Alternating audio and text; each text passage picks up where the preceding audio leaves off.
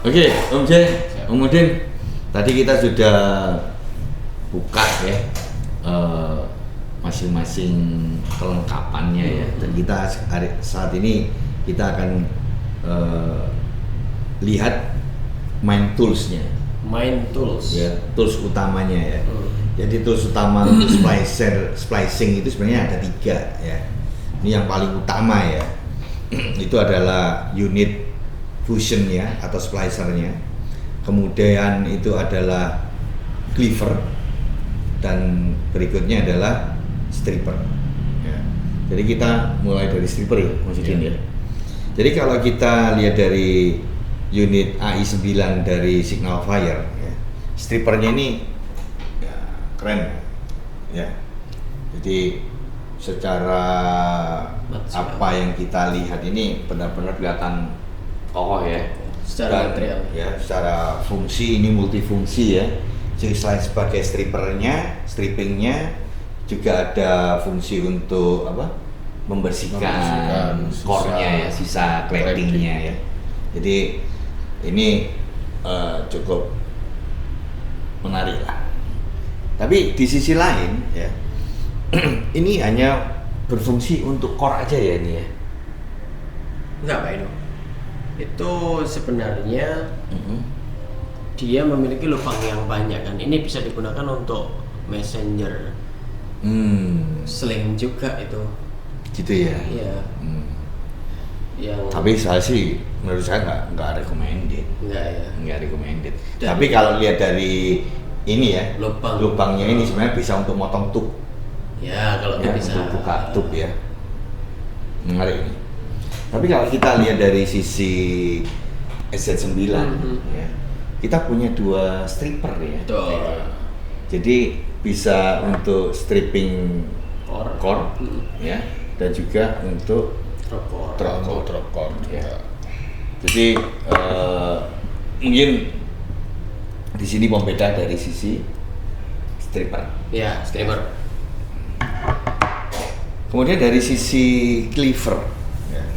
Setelah kita stripping, kita bersihin, kita proses potong ya, motong core-nya ya. Kalau yang Signal Fire ini atau AI9 ini ya, ini cukup simple ya, minimalis, dan kodenya ini S09 ya, S09 kodenya ya. Dan untuk buka dia hanya mengandalkan magnet ya. Jadi locknya ini lock magnet ya. Terus cara potongnya pun dorong ke depan ya ini ya. Terus ini static blade ya. Iya, static. Posisi blade-nya tidak bergerak ya. Tidak bergerak, tidak berotasi. Kalau dari ini, nah kalau untuk Zimling selain ini kodenya apa nih, Mas Udin?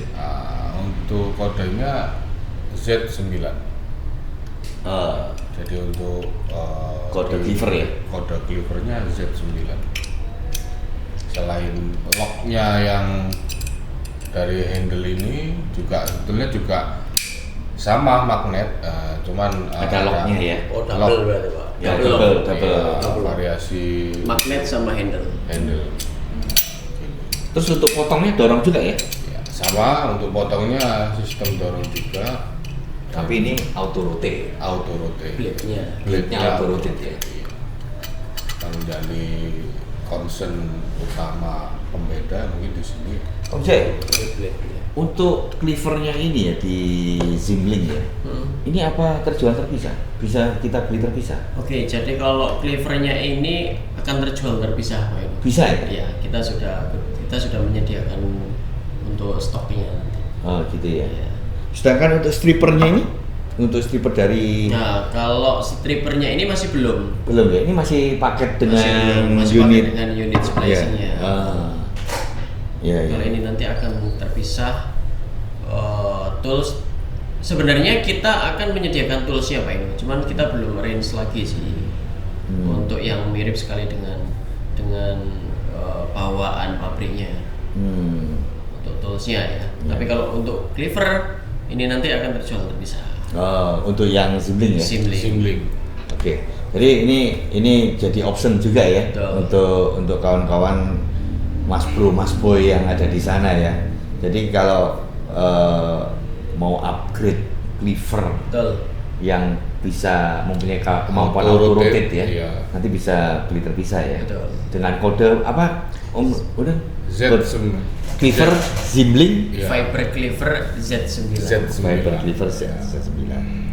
Oke, Om Jay. Ya. Tadi kita sudah ya sekilas tentang stripper, cleaver. Ya. Kita akan bicara diskusikan tentang main unitnya ya. Oke, Mas Udin, gimana pandangan atau pendapat Mas Udin terkait dua brand ini ya? Dari tampilan luarnya ini bagaimana ini? Untuk tampilan luarnya pada umumnya hampir banyak kesamaan Pak ya. Banyak kesamaan terutama dari model LCD yang Displaynya sama-sama ya? displaynya yang sama-sama fix, kemudian kapasitas baterai, kemudian perangkat-perangkat aksesoris yang Additional functionnya. ya, yang menyertai juga kurang lebih hampir sama. Jadi untuk motor juga sama-sama. Oh iya. Motor juga. Untuk spek sama nih Om Jay ya? Iya. Hampir sama. Hampir sama. Ini artinya sama-sama menggunakan 6 motor ya? Sama-sama menggunakan motor. Jadi Dan untuk additional functionnya juga sama ya? OPM, VFL. OEPM sama VFL. VFL-nya ya. Cuman yang menarik dari sisi Zimling ini banyak tombol, lebih banyak tombol ya Om Iya. Jay. Kira-kira komentar Om Jay gimana nih? Karena gini, jadi kena filosofinya ya Pak ini. Oh, filosofi dalam nih bro. Kalau yang di Signal Fire atau i9 tipe ini dengan SZ9 perbedaannya sangat lumayan jauh kalau dari antarmuka ya Pak ini ya. Kalau dari antarmuka yang pertama tadi yang Pak Indo sebutkan keypadnya. Kenapa di sini ada keypadnya? Karena ini sebenarnya jadi ada dua karakter untuk jointer sebenarnya Pak Indo. Yang kita itu sebenarnya nggak bisa set mereka. Jadi ada yang suka touchscreen, ada yang nggak suka touchscreen. Nah, ini kita menyediakan untuk teman-teman yang menghindari menggunakan touchscreen-nya. Jadi layar tetap nyala. Kalau displaynya ini touchscreen ya? Nah, bedanya itu kalau yang i9 ini belum touchscreen, Pak ini. Jadi pilihannya? Nah, jadi keypadnya cuma ini. 1, 2, 3, 4. Ini plastiknya boleh dibuka kan nih? Bila dong, boleh. Biar kelihatan. Nah, ini.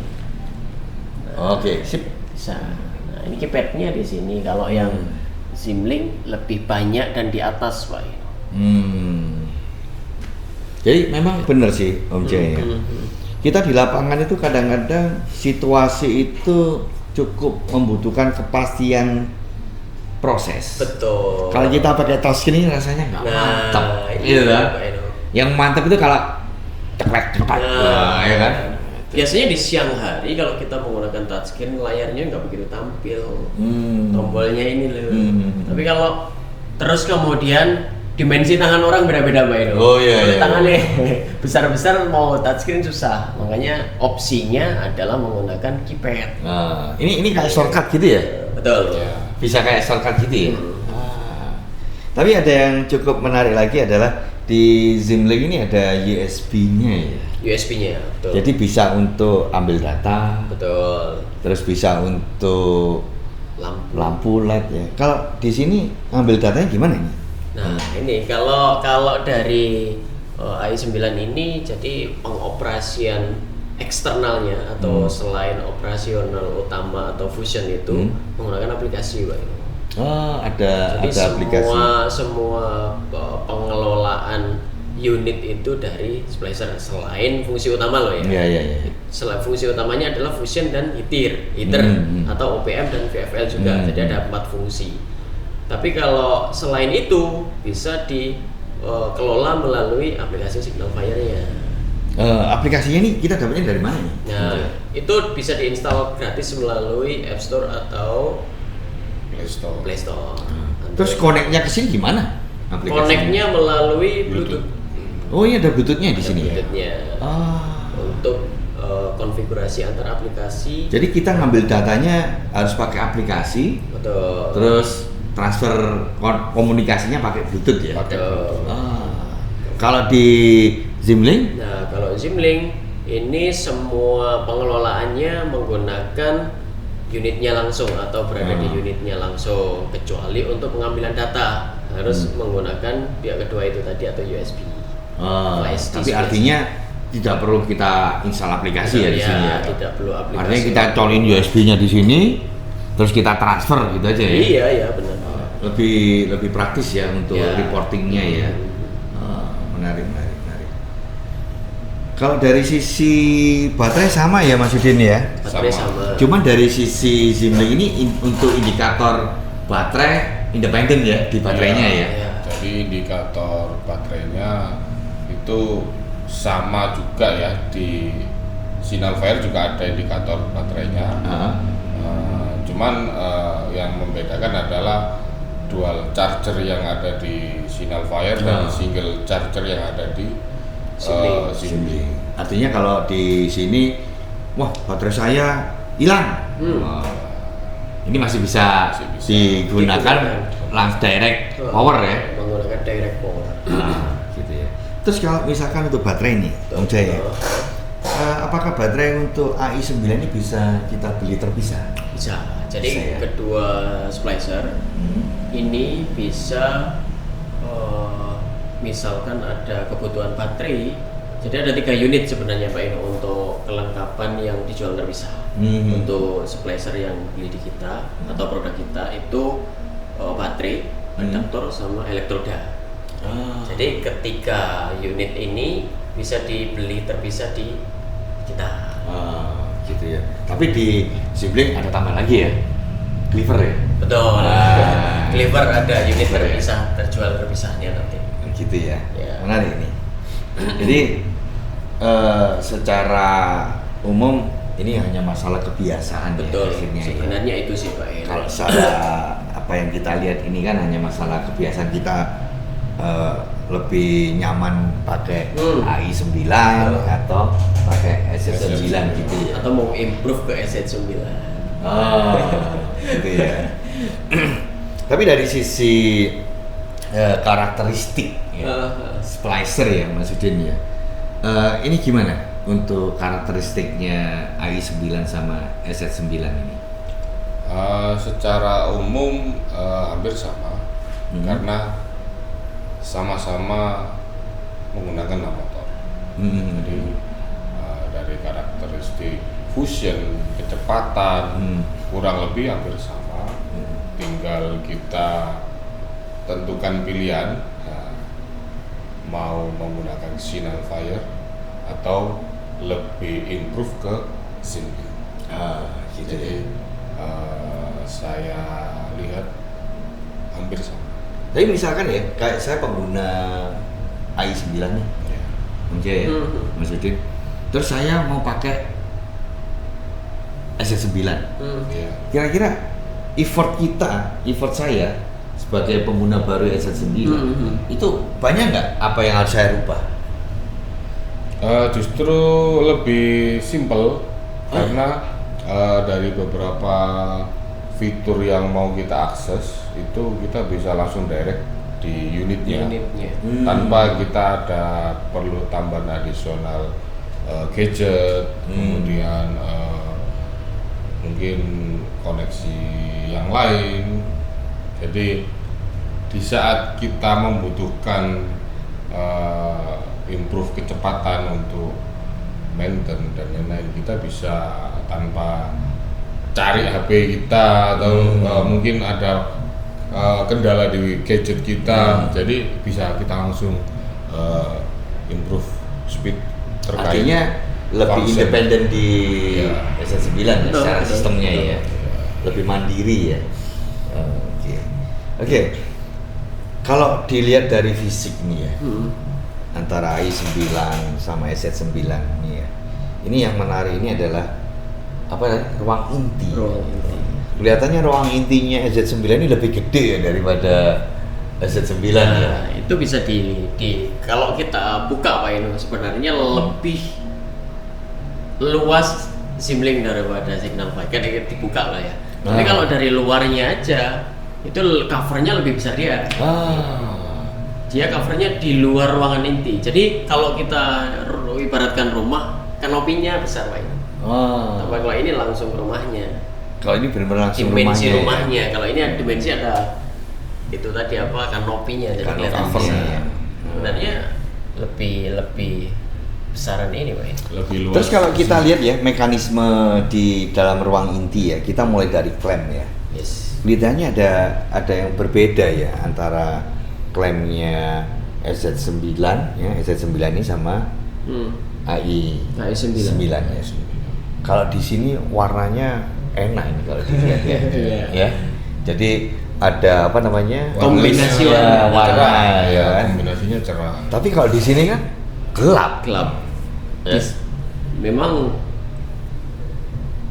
karakternya mungkin ya Pak. Ini karakternya lebih jereng sampai dalamnya. Kalau lihat warnanya lebih sporty. Iya, lebih sporty. Istilahnya lebih sporty. Iya. Kalau ini lebih kokoh aja sih karakternya. Terus kalau kita buka klemnya nih, ya. Ini kalau SZ9 ini sama nggak ini ya? Beda. Ya. Pak ini coba rasakan. Iya, beda ya. Beda ya. Ini kelihatannya lebih banyak dominan plastik ya? Nah, betul Pak. Perbedaannya di sana kalau ini mekanis untuk klemnya ya ini ya? Betul. Kalau untuk holder klemnya memang perbedaannya di sana. Jadi di AI9 ini lebih banyak plastiknya.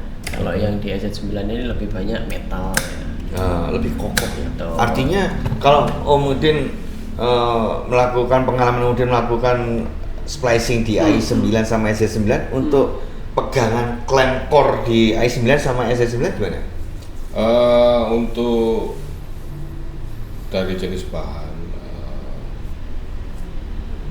plastik dan metal, jadi untuk lebih kuat untuk menjepit core-nya itu mungkin lebih ke SZ9 ya yang metal karena lebih berat ya, dia lebih berat dan lebih tidak gampang, lebih rigid gitu ya. Iya, lebih. Ini kan memang kita lihat ya. Rapat. Kita lihat tutupnya, suaranya aja beda ya. Lebih grok di sana ya. Mungkin. Jadi asumsi dari kita kenapa ada metal ya di sana Pak Eno? Karena itu juga untuk pemberat. Kenapa dikasih pemberat? Supaya ketika jepit klem core-nya, menjepit core-nya itu lebih statik ya, lebih kuat, lebih rapat ya. Nah itu sih Pak Eno, asumsi kita seperti itu. Jadi tidak memungkinkan core itu untuk bergerak-gerak lagi. Kalau kemudian kita lihat dari sisi V-groove-nya ya. V-groove. Ya, V-groove ya. Kita lihat dari sisi V-groove ya. Ini kelihatannya sama ya V-groove-nya ya. Hampir sama sih. Hampir sama ya. Cuman mungkin kalau Pak Ino perhatikan lagi, kalau mau perhatikan lebih detail lagi Pak Ino, ini akan sangat terlihat sekali mana komponen yang sangat detail pengerjaannya sama ada beberapa mungkin faktor ini ya desainnya aja ya Pak Ino ya. Kalau kita lihat dari faktor desain memang hampir sama, tapi kalau kita lihat lebih detail lagi, lebih kita rapikan lagi untuk yang SZ9 Pak Ino. Kenapa lebih kelihatan rigid? Iya, kita simpelkan nggak ada celah sama sekali karena yang kita khawatirkan Pak Ino, ketika di lapangan itu kadang kondisi kita nggak selalu fokus pada komponen inti dari pengerjaan fusionnya. Jadi misalkan ada sedikit aja kotoran yang ada di V-groove itu kan sangat berpengaruh sekali. Yes, betul. Nah, kenapa kita simpelkan lagi di SZ9 ini untuk V-groove-nya supaya ketika membersihkan V-groove itu tidak ada debu, benar-benar tidak ada kotoran yang selip di desain yang kurang praktis Pak. Artinya bisa lebih bersih gitu. Betul. Ya. Waktu saat kita membersihkan ya. Dari pengalaman Mas Udin sendiri ya, dengan V-groove yang ada ini ya, kita biasanya ada kesulitan tuh kan pada waktu masang menempatkan core di dalam V-groove ya.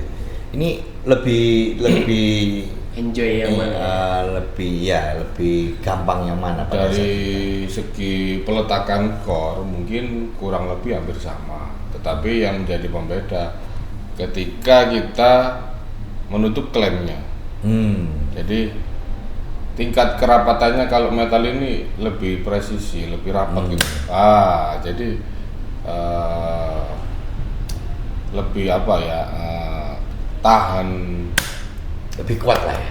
terkait goncangan mungkin ya. Jadi lebih kuat ya. Jadi kalau kita lagi di atas nih, apalagi di atas ya, lagi di atas ya.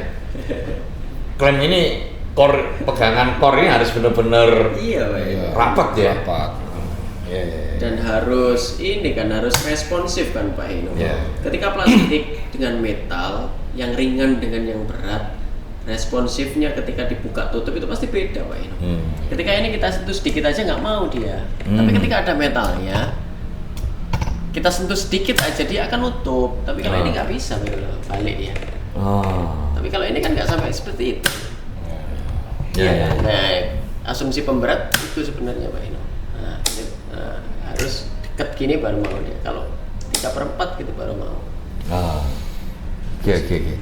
Asumsi tentang holder klemnya. Jadi dari sisi V-groove kelihatannya lebih hampir sama ya sebenarnya ya. Hampir sama ya. Terus kita kembali ke paling utama dari fusion. Adalah elektroda. Betul. Ya. Pengalaman Mas Udin kan di jointer ini kan cukup. Udin ini kalau jam terbangnya udah tinggi nih ya. Ini sudah terbang. Untuk kualitas elektrodanya gimana Mas Udin dengan antara dua brand ini Mas Udin? Jadi saya jelaskan kembali secara umum, mungkin terkait elektroda ini dari desain, dari segi counter pemakaiannya, kemudian mungkin ada yang membedakan dari IZ9 dan AI9 ini dari segi pemasangan elektroda. Jadi ketika kita sudah menggunakan elektroda lama yang sudah counternya sudah habis, ketika kita mau pasang elektroda yang baru itu kita mesti scan QR untuk register terkait elektrodanya. Jadi di sini ya di SZ9 ini ya. AI. Sorry. Maaf Pak. Jadi di AI9 ini untuk backup backup elektrodanya, cadangan, spare elektrodanya. Ini ada barcode-nya ya. Barcode scan-nya ya. Dan ini kita scan-nya kemana ini? Ke aplikasi. Handphone yang tadi Pak. Iya, jadi ketika posisi kita urgent di lapangan, mungkin hujan atau mungkin ketika baterai kita low, jadi ya kita harus punya cadangan ekstra untuk bisa menghidupkan gadget dulu Pak ya. Jadi atau kita menunggu kita cari source listrik untuk charge gadget kita, baru kita bisa mengganti. Artinya pada saat kita mengganti elektroda di AI9 kita perlu kalibrasi via aplikasi. Betul. Via aplikasi. Betul. Tapi memang harus diingat kawan-kawan ya, elektroda ini adalah unit yang paling penting ya, karena proses dari splicing ya itu adalah pemanasan core, dan panas itu akan disalurkan ke ujung elektroda. Ya. Jadi kalau di elektrodanya ini kotor ya, nggak bersih, panas itu tidak akan mengalir secara sempurna ke ujung elektroda.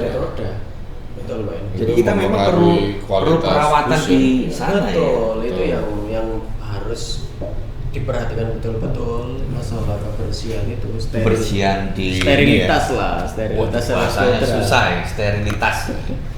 Oke, ini dari sisi spare core Ya. di spare core, elektroda. spare elektroda. Dari AI. Kalau di SS9 seperti apa Ya. untuk spare core-nya? Jadi untuk spare elektrodanya kurang lebih hampir sama. Dapat satu. Boleh kita buka? Boleh. Dapat satu pasang. Oke. Cuman untuk di SZ9 Lebih simpel. lebih simpel. Kita tidak perlu menggunakan scan QR. Barcode. Jadi kita bisa mengikuti petunjuk untuk penggantian elektroda. Kemudian kita lepas elektroda yang lama, kita pasang elektroda yang baru, kemudian kita nyalakan. Dan itu petunjuk proses penggantian itu ada di unit. Ada ini di semua unit, ya. ada Jadi di- pada saat kita mau ganti elektroda, kita tinggal penuh. Betul. Kita Iya. tinggal pilih menu. Iya. Penggantian. Gantian, elektroda. kita ikutin step by Kita step-nya dari ikutin, sini ada ya? stepnya satu persatu. Iya. Dan ini tidak perlu kalibrasi QR code ya Nggak untuk perlu. SF9 ya. Itu sih lebih simpelnya dari Z9 itu sih Pak. Kita nggak perlu scan QR lagi. Ya kenapa seperti itu? Lagi-lagi asumsinya kita lebih memudahkan teman-teman aja sih sebenarnya Pak. Karena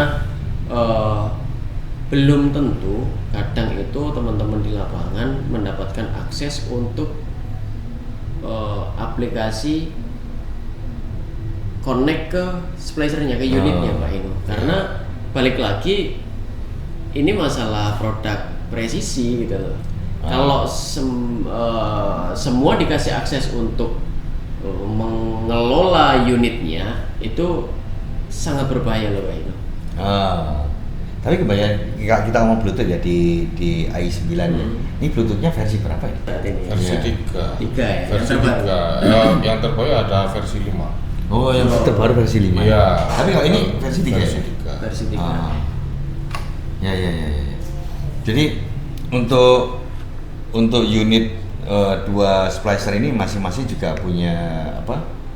Spare Elektroda. elektroda. Spare Satu elektroda. pasang. Mungkin dari teman-teman yang mungkin bisa memilih yang menggunakan signal fire dengan penggantian elektroda menggunakan QR scan ketika kita di lapangan. Mungkin kadang kita susah sinyal ya, sinyal naik turun. Tapi kalau di perkotaan sinyal tidak masalah. Jadi kita perlu regis online kan terkait penggunaannya. Oh. Jadi kalau yang untuk ini kita tanpa scan bisa langsung. Jadi langsung independen ya. Iya. Lebih independen ya. Tanpa menggunakan koneksi apapun lah. Oke, kemudian kita akan coba nyalain ya. Boleh dinyalakan. Kita nyalakan. Yang akan kita lihat di sini adalah first impression-nya seperti apa ini. Siap. Ya. Kita tutup dulu ya ini ya. Oke, tutup. Terus bisa langsung dinyalakan.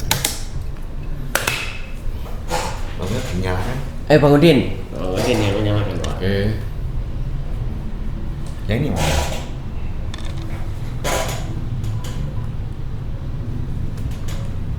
Nah, kabel powernya ada di sini. Nah, ini nih. Kalau di apa ini? Signal Si fire. AI9. AI9. Nah, kalau di AI9 gimana itu Bang? Nggak langsung meja kerja ya? Iya, jadi kalau yang di AI9 ini untuk fungsi di unitnya itu fungsi utama hanya splicing dan heating. Jadi untuk akses menu lainnya kita harus via aplikasi. Jadi nanti terkait kita cek menu pilihan splicing, kemudian cek counter splicing, maintenance dan lain-lain itu kita harus pakai aplikasi. Jadi kita harus lihat situasi kondisi Ya, splicer ini harus menggunakan aplikasi ya. Betul. Pengelolaannya dari aplikasi semua, monitoringnya dari aplikasi semua. semua. Di luar fungsi utama Bapak Ibu. Jadi Ya. di sini hanya khusus untuk fungsi utama ya. Betul. Ya, Fusion dan splicing dan heating. Tuh. Terus untuk yang di SZ9? Nah, kalau di SN9 ini lebih powerful Pak ya. karena semua menu untuk kebutuhan akses di splicer bisa langsung diakses di splicer ini juga. Seperti kalibrasi, kemudian ganti elektroda, maintenance, cek data, counter, menu pilihan terkait splicing, kita menggunakan kabel FO multimode atau single mode dan lain-lain. Tapi yang paling menarik ini adalah hampir untuk seluruh kegiatan splicing ini bisa kita buat report ya. Iya, betul. Gitu ya. Di sini juga kita bisa cek report sebelum kita ekspor ke flash disk atau memori. Jadi nanti kita bisa review dulu di sini. Kita bisa review, cek untuk hari ini tanggal berapa kita udah melakukan pekerjaan berapa kali untuk splicing, untuk fusionnya. Kemudian kita ekspor ke flash disk. Gitu ya, menarik ya. Oke, secara fitur ya. Artinya apa? Di sini untuk konfigurasi splicing kita butuh third party aplikasi ya. Betul. Jadi kalau kita mau ngatur konfigurasinya AI9 kita harus pakai aplikasi ya. Betul, Pak. Dan connect ke Bluetooth. Mengatur suhu untuk pemanasnya aja Pak Inu, itu harus melalui aplikasi. Jadi kita nggak bisa adjust real time di lapangan. Hati-hati masalah itu ya. Karena kalau kita punya akses untuk pengelolaan melalui handphone kita nggak masalah. Tapi kalau itu dibatasi oleh SOP perusahaan, harus ada teknisi tertentu yang boleh mengelola, kan susah Pak. Nah, tapi kalau SZ9 itu kita memang bikin lebih fleksibel sebenarnya. Secara tampilan utama layar kayak splicer bodong lah Z9 itu Pak Eko. Jadi dinyalakan, keluar logonya, langsung meja bekerja. Kalau ini kan enggak, ada peringatannya dulu, harus baca ada notifikasinya. Iya. Kalau Z9 kayak bodong, sebenarnya Pak Eko, kayak produk bodong. Padahal itu sebenarnya konsep kita untuk fleksibilitas atau memudahkan teman-teman untuk langsung mengakses produk tersebut. Oke. Ini tadi kan secara umum ya, terkait dari sistemnya ya. Bagaimana kita konfigurasi, bagaimana kita set up, ya kan. Yang menarik ini, pertanyaan saya dapat info ini.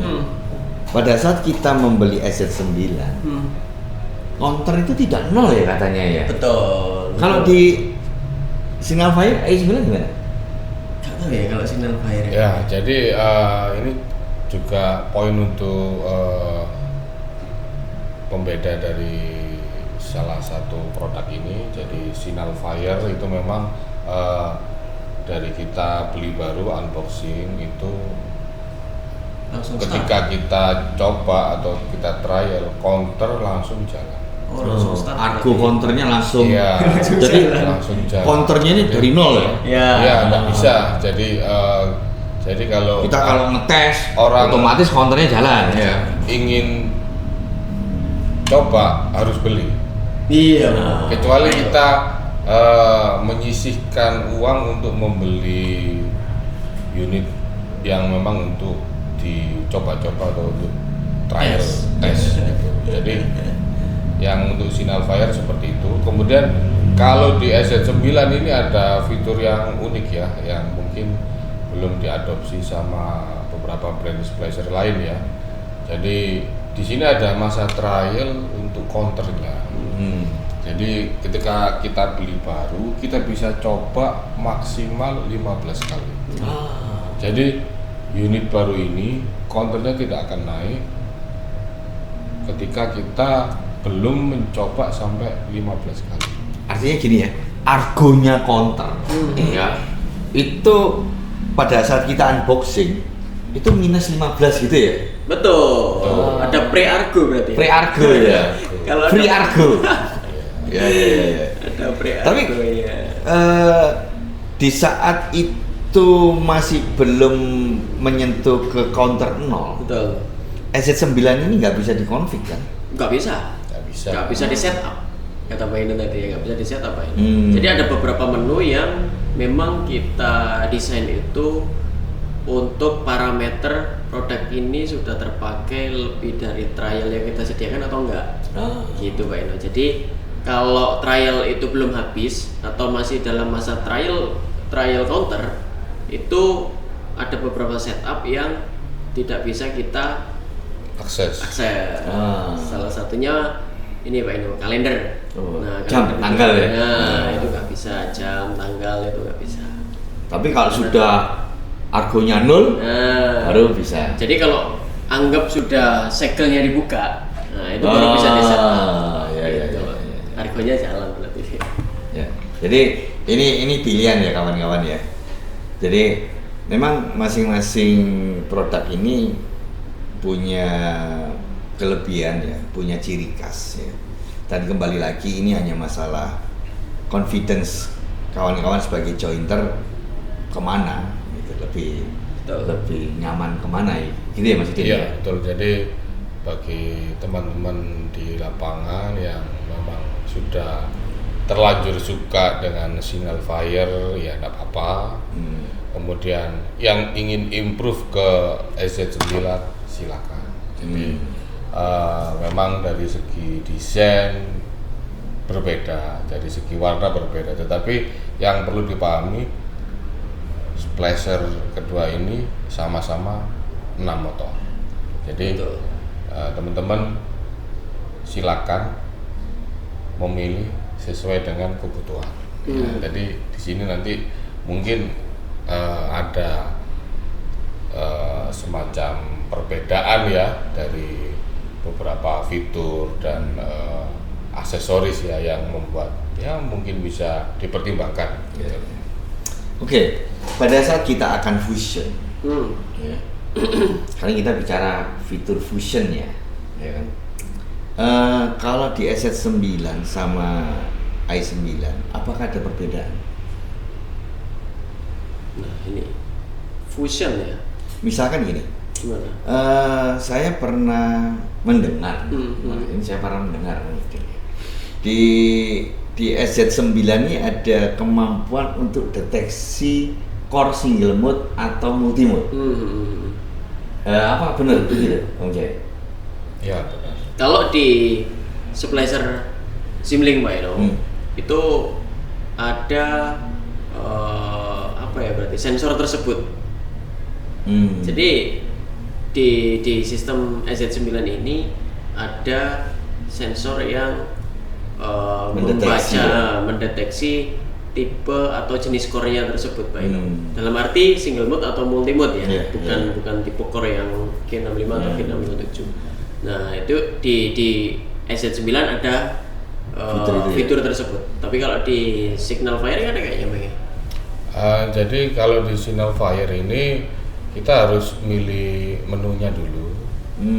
Ini kita pilih menu single mode atau multi mode. Jadi nanti kan kita harus fixkan dulu pilihannya. Dan itu pada saat di i9 ini kita konfigur atau setup itu harus pakai aplikasi apa? Tetap harus pakai aplikasi. Tetap harus pakai aplikasi. Iya, setupnya. Kalau di sini ada pilihan mode autonya.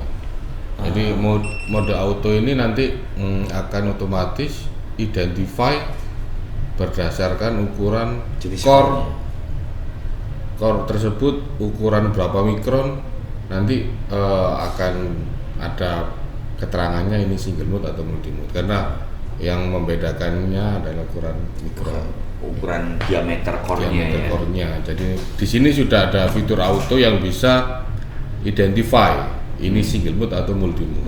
Menarik nih ya. Tapi juga ada fitur manualnya yang kita bisa milih. Oh, kita udah tahu ini single mode, pilih single mode. Gitu. Mungkin jadi gini ya, Om Jaya. Memang kawan-kawan itu ada kebiasaan pengen cepat, bisa cepat ya, kerja cepat, dan kadang-kadang seringkali yang kita lakukan adalah auto mode, ya, autopilot ya, autopilot lah ya. Kita taruh, pasang, fusion, selesai. Tapi sebenarnya gini, kalau kita mau mendapatkan hasil yang top perform, maksimal ya. Sebenarnya proses auto ini adalah proses identifikasi berdasarkan optik kamera. Benar nggak? Iya betul itu. Ya, ya Mas Udin ya. Ya, betul. Multi kamera. Dan mereka dari data yang di capture oleh kamera masing-masing ini akan dibandingkan dengan atau dicarikan dengan database yang ada di splicer. Ya. Dan ini sebenarnya proses ini sebenarnya bukan cepat, malah lama. Oh iya. Ya. Iya, Karena dia baca beberapa verifikasi berapa kali, nanti setelah itu dia akan menentukan saya mau pakai template yang ini. Iya, gitu ya. Benar. Nah, sebenarnya gini, ini sedikit sharing ya. Jadi pada dasarnya, pada saat kita fusion itu ada beberapa parameter yang harus dipenuhi, tergantung jenis core-nya. Maksimal panas dan panjangnya panas berapa lama? Iya. Durasi ya. Ya, durasinya ya. Nah, ini kadang-kadang yang perlu dipahami oleh kawan-kawan.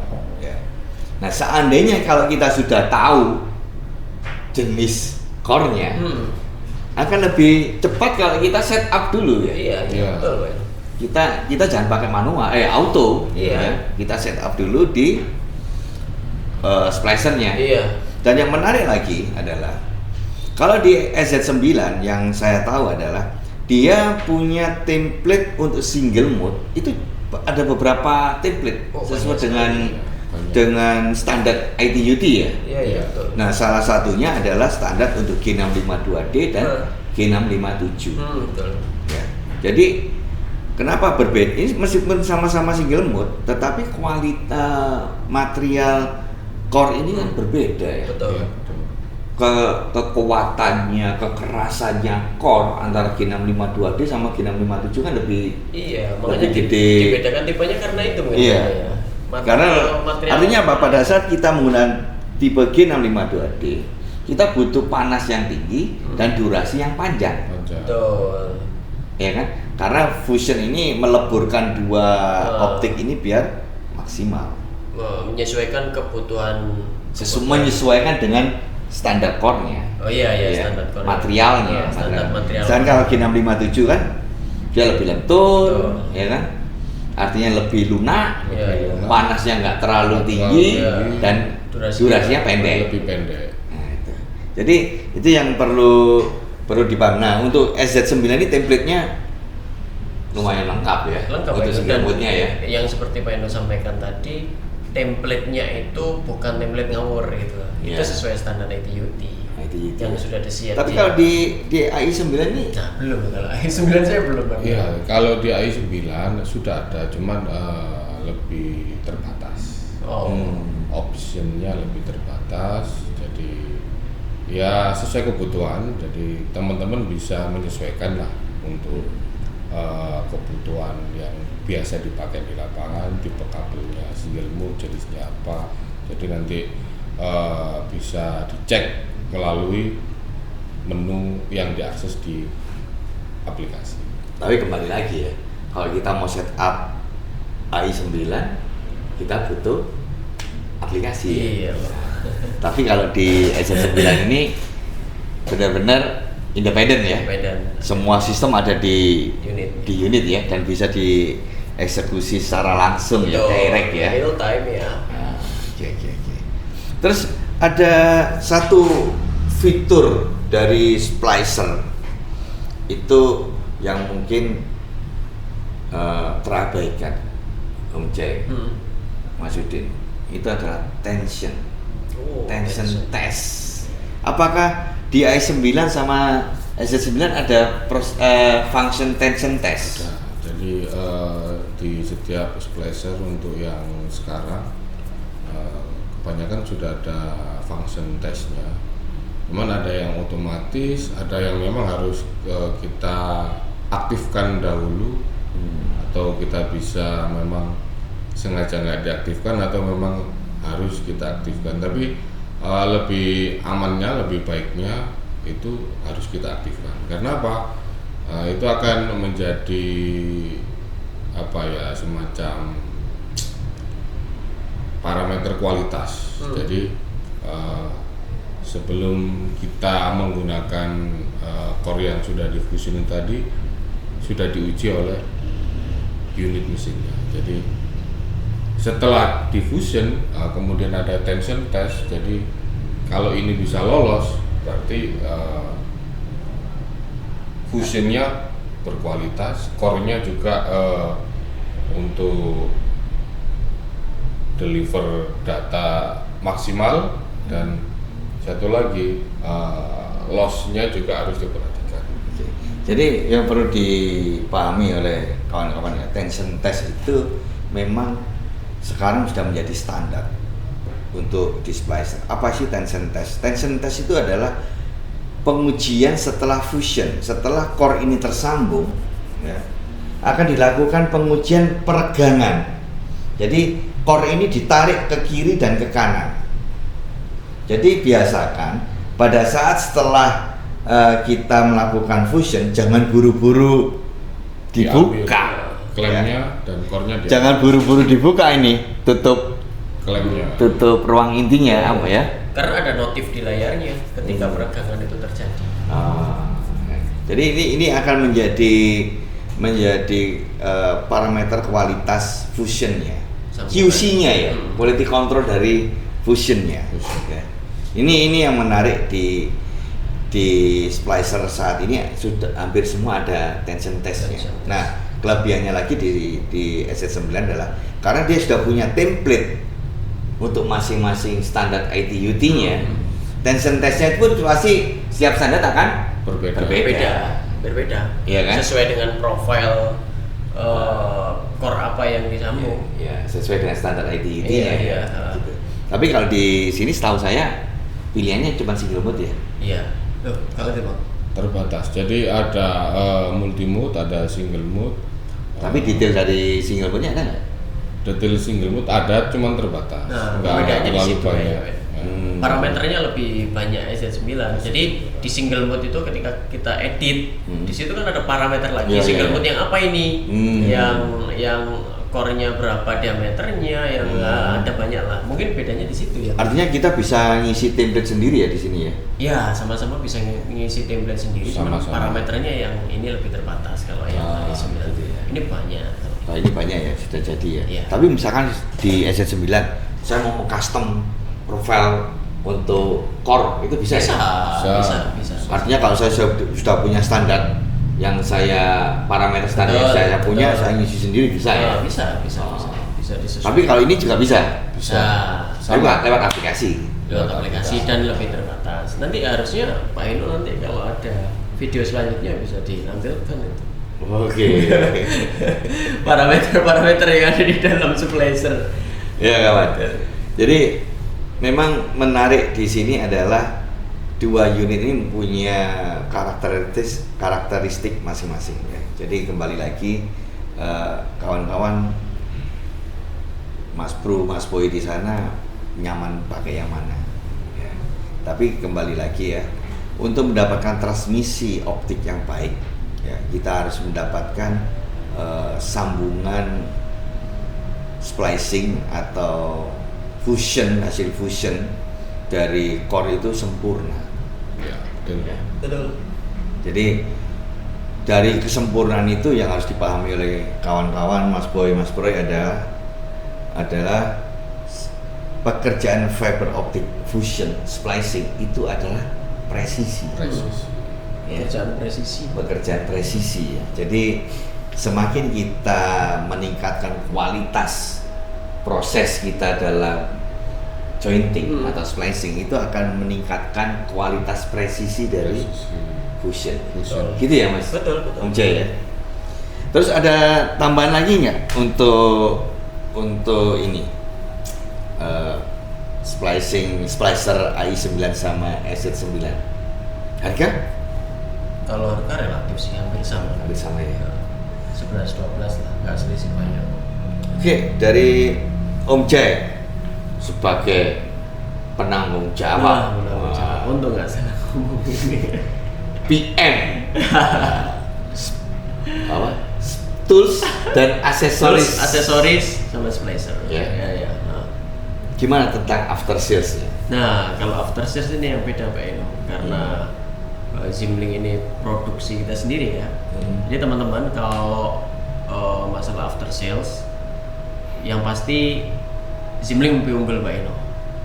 Zimling lebih unggul. Jadi di Zimling ini karena produk kita sendiri, after sales-nya itu garansi 1 tahun Pak Eno. Garansi 1 tahun itu ada 2 tipe garansi. Yang pertama itu penggantian unit, yang kedua itu penggantian komponen. Jadi selama masa garansi tersebut itu adalah replacement one by one unit. Unitnya saja ya Pak Eno ya. Unitnya aja? Ya. Nggak sama boxnya ya? Enggak dong. Enggak sama boxnya, enggak sama cleavernya atau kayak pun yang lain. Tapi hanya unit ini artinya unit ini aja? Betul, ini aja. Ini lepas baterai ya Pak Eno ya? Lepas baterai? Lepas baterai. Terus kemudian kalau yang kedua, yang selesai masa garansi itu kita ganti komponennya. Maksudnya selesai masa garansi itu gimana? Jadi setelah 1 tahun, satu tahun itu kan masa garansi sudah habis Pak Eno. Nah itu nanti bisa digaransikan ke kita itu komponennya. Maksudnya digaransikan ke kita? Nah jadi gini, kita menyediakan komponennya juga. Jadi teman-teman nggak usah menggaransikan atau menserviskan ya ke tukang servis yang lain. Kita menyediakan unit komponennya. Gitu Pak Eno. Nanti unit komponennya yang ganti siapa? User dong. User dong. Gitu ya. Gitu Pak Eno. Jadi yang kita maksud garansi yang kedua itu jaminan komponennya Pak Eno. Jaminan komponennya. Tapi kalau yang garansi pertama ini jaminan pertanggungjawaban dari kita. Untuk replacement unit ini ya, ya. Ini berlaku dalam 1 tahun itu 1 kali atau 2 kali atau tidak terbatas? Itu tidak terbatas Pak Eno. Tidak terbatas kalau untuk replacement produknya ya. Misalkan saya beli terus rusak unitnya, saya kembalikan ke saya garansikan ke reseller, distributor ke prinsipal. Ini kan saya ngomong S9 nih ke prinsipal, terus diganti replace 1 unit ya? Iya, yang baru. Terus saya pakai, tiba-tiba rusak lagi. Rusak lagi. Jadi saya kembali ke prinsipal, saya dapat unit baru lagi? Ganti lagi yang baru Pak Eno. Wah, luar biasa. Juara. Makanya tapi dengan catatan rusak karena produksi ya, bukan pemakaian ya? Bukan pemakaian, jangan karena pengguna. Itu karena pemakaian. Karena kerusakan pengguna itu garansi yang kedua yang dipakai. Yang jalan adalah garansi kedua. Pelayanan itu tadi Pak Eno. Komponennya kita ada karena sudah beberapa kali ada itu jatuh Pak Eno dan heaternya itu rusak. Nah itu dikembalikan ke kita ganti unit heaternya, tapi berbayar. Itu sih bukan garansi. Apa ya? Itu apa ya? Jaminan kesediaan komponen. Jaminan spare part. Ketersediaan spare part ya. Itu ya. Benar-benar ketersediaan spare partnya. Oh iya, tadi ada yang kelewatan untuk heater ini ya. Biasanya heater ini kan kita dapat sleeve protector kan kualitasnya macam-macam. Betul. Ya kan. Kadang-kadang kita dapat yang tipis, kadang-kadang kita dapat yang tebal, ya kan. Ini suhunya bisa diatur nggak? Bisa. Dua-duanya bisa ya? Bisa. Kalau ini settingnya langsung ke unit ya? Di unit. Kalau ini? Aplikasi. Kembali lagi aplikasi. Iya kan? Iya itulah ya tergantung teman-teman sih. Teman-teman sukanya yang seperti apa? Kalau nggak pengen. Tapi kalau misalkan ya, kalau kita ngomong i9 ya, kita sudah install ke satu handphone nih, dan kita sudah registrasikan atau connect ke handphone ini, ya kan? Terus handphone saya hilang, saya pakai handphone kedua, bisa nggak? Bisa. Sebenarnya nggak ada data yang nempel kok Bang. Iya, jadi secara regis aplikasi terkoneksi dengan unit splicer itu hanya mendeteksi koneksi Bluetooth-nya saja. Jadi ketika Bluetooth-nya ini terkoneksi, nanti akan mendeteksi tipe unitnya di aplikasi. Jadi walaupun gadgetnya hilang atau gimana, nanti dipasang lagi, install lagi aplikasi di gadget yang baru, tetap masih bisa. Tapi aplikasinya untuk ini harus connect internet ya? Harus. Wajib gitu? Iya. Kalau nggak ada akses internet, waktu kita download aplikasi dan mau install saja, waktu kita mengoperasikan ya cukup menggunakan koneksi Bluetooth itu. waktu sudah koneksi kita nggak perlu internet. Ketika sudah pairing dengan Bluetooth nggak perlu ya? Nggak perlu. Mungkin yang memerlukan regis online itu adalah Pada saat ketika ini ya? mengganti elektronik. Oke. Itu ya. Jadi memang kembali lagi ini masalah hanya tantangan kebiasaan aja ya. Betul. Gitu sih.